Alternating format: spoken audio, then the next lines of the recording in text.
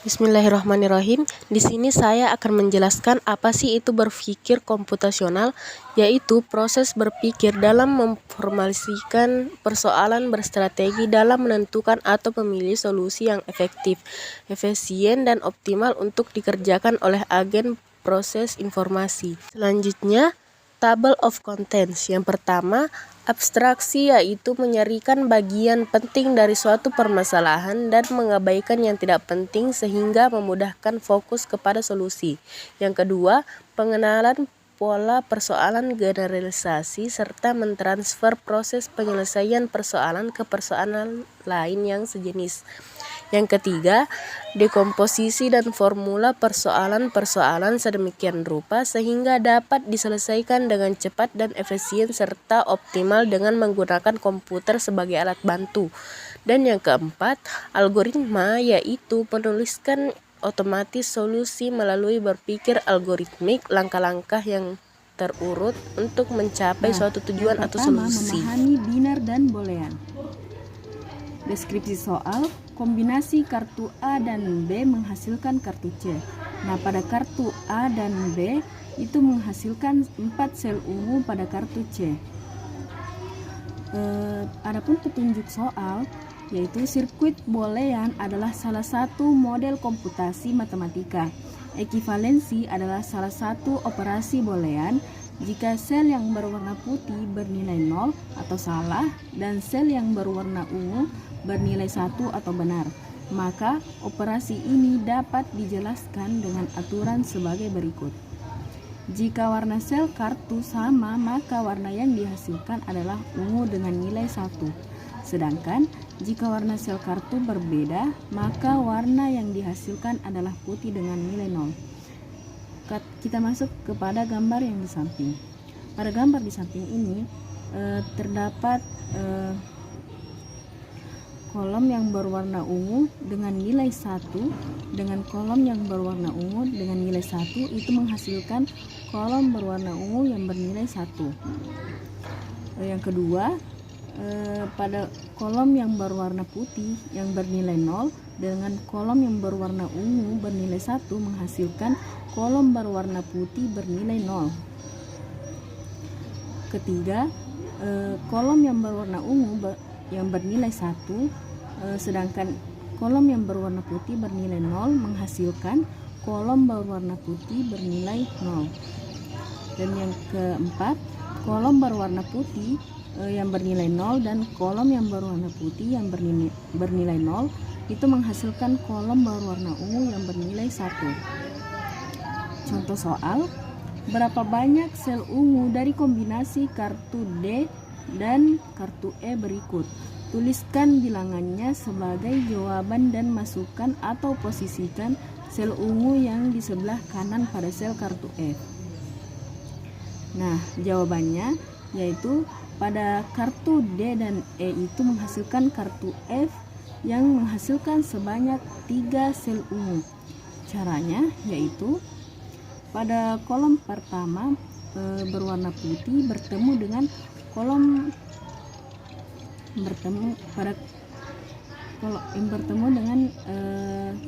kolom yang berwarna ungu yang bernilai 1 menghasilkan kolom berwarna putih yang bernilai 0.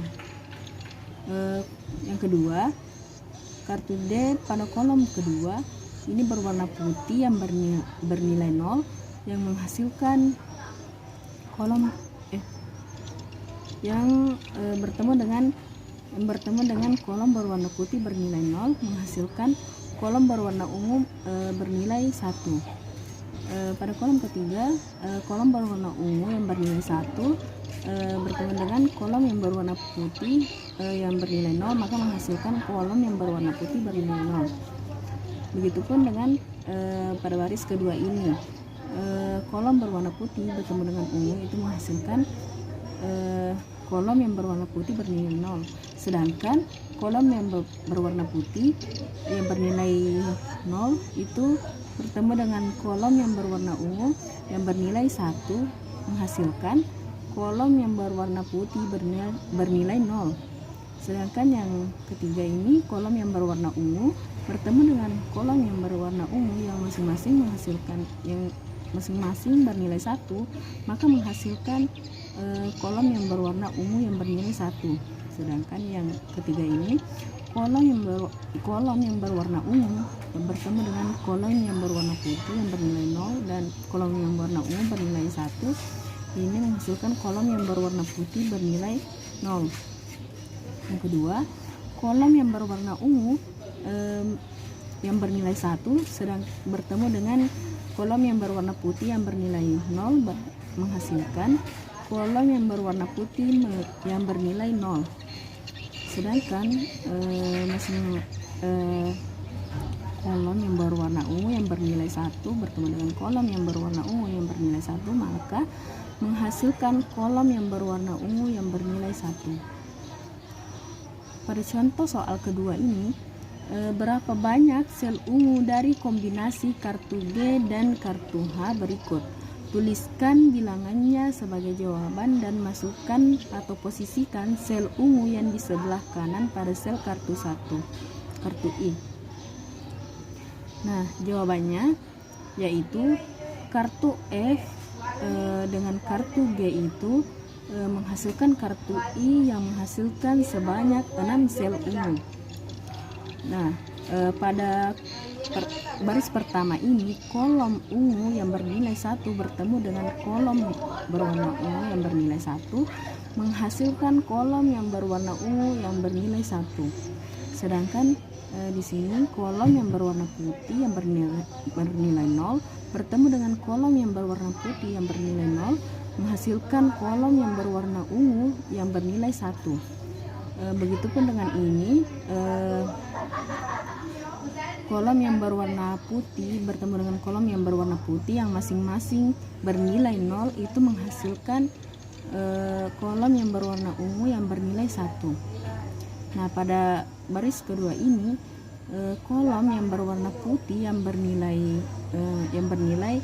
0 bertemu dengan kolom yang berwarna ungu yang bernilai 1 itu menghasilkan kolom berwarna putih yang bernilai 0.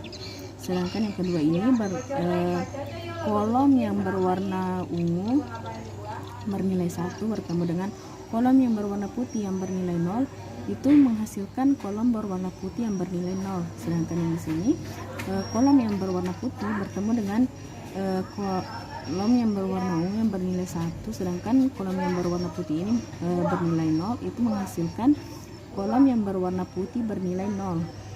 Nah, yang ketiga, kolom yang berwarna putih bertemu dengan kolom yang berwarna putih masing-masing memiliki nilai 0 itu menghasilkan kolom berwarna ungu yang bernilai 1, sedangkan kolom yang berwarna putih yang kedua ini kolom yang berwarna putih bertemu dengan kolom yang berwarna putih yang masing-masing mempunyai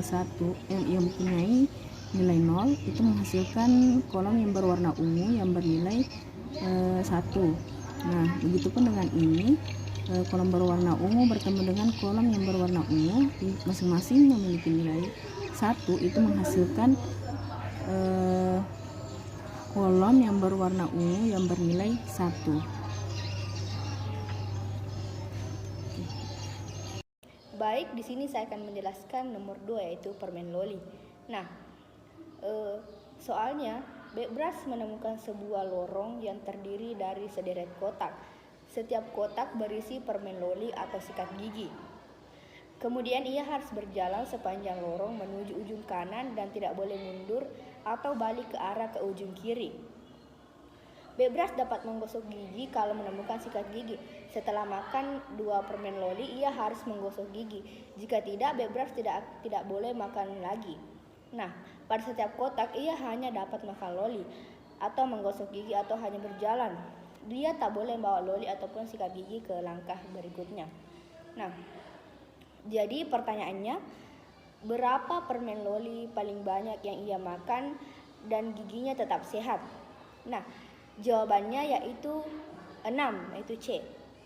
Nah, setiap Bekbras berjalan, dia memakan lollipop dan menemukan sikat gigi. Kemudian dia berjalan lagi, di sini ada 2 lollipop lagi dan dia menyikat gigi lagi. Nah, Kemudian di sini di 4 dan 5 dia menemukan 2 lagi loli. Jadi dia memakan dan menyikat gigi. Nah, yang satu loli ini tidak dimakan karena di soal tadi ia hanya bisa memakan 2 loli lalu menggosok gigi.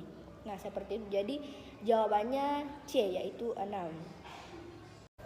Yang ketiga yaitu foto yang kau inginkan. Nah, di sini Bebras Joni mempunyai 8 foto. Dia ingin memberikan sebuah foto untuk Bella. Joni bertanya kepada Bella, foto mana yang diinginkannya? Apakah kamu ingin foto dengan payung pantai? Ya. Nah, foto dengan payung pantai di sini terdapat pada bagian B, E, G, dan H. Kemudian pertanyaan kedua, apakah kamu ingin foto di mana aku bertopi? Jawabannya tidak. Nah, di sini foto yang tidak bertopi dan juga menggunakan payung pantai terdapat pada foto G dan H. Kemudian pertanyaan ketiga yaitu apakah kamu ingin foto di mana kamu bisa melihat laut? Jawabannya ya. Nah, di sini ada 2 tadi foto yang tidak menggunakan topi namun menggunakan payung pantai. Tetapi pertanyaan ketiganya yaitu di mana foto kita bisa melihat laut? Jawabannya adalah H. Jadi, foto yang harus diberikan Joni kepada Bella adalah gambar H karena sesuai dengan kriteria dari foto yang diinginkan Bella. Yang keempat yaitu trio robot. Di dalam soal ini terdapat 3 robot, yaitu yang pertama Lea, kedua Meo, ketiga Bob. Dan di mana dalam soal ini ada 5 pertanyaan, yaitu yang pertama Bob dan Meo tersenyum, yang kedua Bob dan Meo dan Lea masing-masing mempunyai 2 tangan. Yang ketiga, Meo mempunyai kepala bulat dan Lea mempunyai 2 tangan. Yang keempat, masing-masing robot mempunyai 5 jari tangan. Yang kelima, Leo atau Bob, salah satu dari mereka mengangkat tangannya. Tantangan atau pertanyaan yang benar. Pilihan jawaban di bawah ini terkait soal di atas yaitu pertama A, yaitu 2 dan 3. Di sini 2 menyatakan Bob, Melo, dan Leo masing-masing mempunyai 2 tangan. Nomor 3, Meo mempunyai kepala bulat dan Lea mempunyai 2 kaki, sedangkan Lea tidak mempunyai kaki. Berarti jawabannya salah. Sedangkan jawaban kedua yaitu B, 1 dan 3. Di sini pernyataan nomor 1 yaitu Bob dan Meo tersenyum. Yang ke nomor 3 yaitu Meo mempunyai kepala bulat dan Lea 2 kaki. Lea di sini tidak mempunyai kaki. Jadi jawaban yang kedua itu masih salah. Sedangkan jawaban ketiga C yaitu 1 dan 5. Nomor 1 di sini Bob dan Meo tersenyum, yaitu mereka tersenyum pada gambar robot ini. Dan kelima, Leo atau Bob, salah satu dari mereka mengangkat tangannya, sedangkan Bob mengangkat tangannya. Jadi jawaban bagian C ini adalah benar dan jawaban bagian D yaitu semua salah. Dari jawaban di atas tidak salah karena dalam jawaban ini ada salah satu benar yaitu bagian C. Jawabannya itu C 1 dan 5 karena pada pernyataan 1 yaitu benar di mana Bob dan Meo tersenyum sesuai pada gambar dan pada pernyataan 5 yaitu juga benar sebab Bob mengangkat tangannya sesuai gambar tersebut. Itulah jawaban dari poin nomor 4 yaitu trio robot. Selanjutnya nomor 5, mutasi alien atau mutasi makhluk luar angkasa. Mutasi makhluk luar angkasa. Sebuah alien mempunyai sebuah kepala H, sebuah badan B, 2 lengan A dan 2 kaki L. Tubuh alien dapat ditransformasi dengan mengikuti perintah mutasi sebagai berikut. Sebuah bagian alien dapat ditransformasi lebih dari satu kali.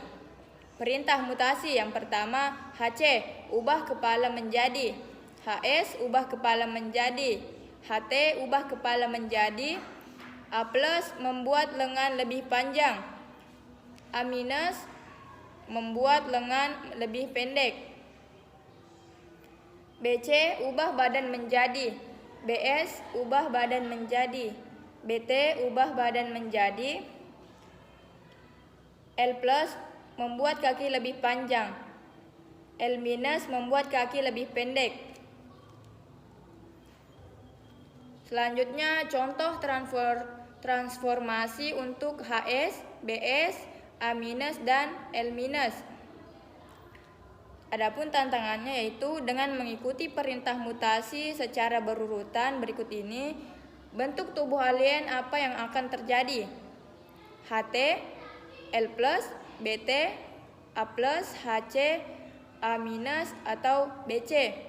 Adapun opsinya, yang pertama HT adalah ubah kepala menjadi. Kemudian L+, adalah membuat kaki lebih panjang. Selanjutnya BT adalah ubah badan menjadi. Dan A+ adalah membuat lengan lebih panjang. Selanjutnya HC, ubah kepala menjadi.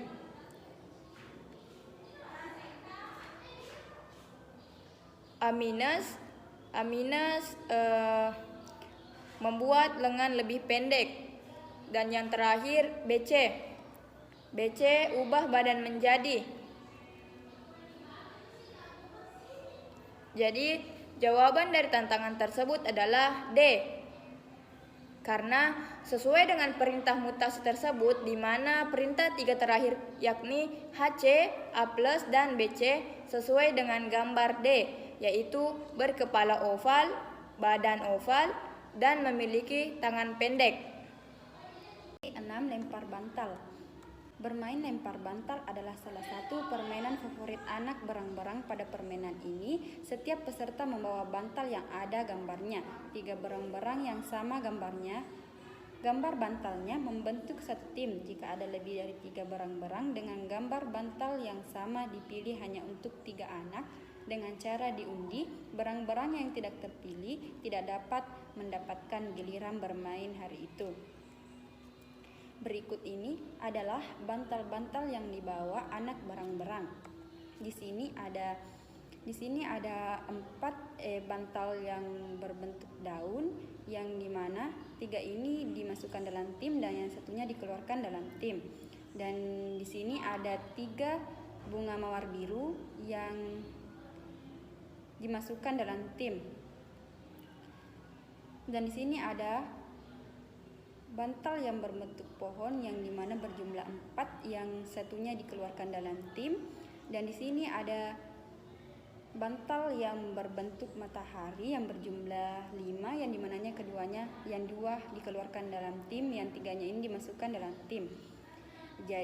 Jadi di sini juga ada bunga mawar merah yang dimana berjumlah 1 yang boleh ikut dalam tim. Dan di sini ada ranting yang berjumlah 2 dan juga bisa ikut dalam tim. Jadi hasilnya adalah 4/7, di mana ada 4 tim yang dapat bermain dan 7 berang-berang tidak dapat giliran bermain.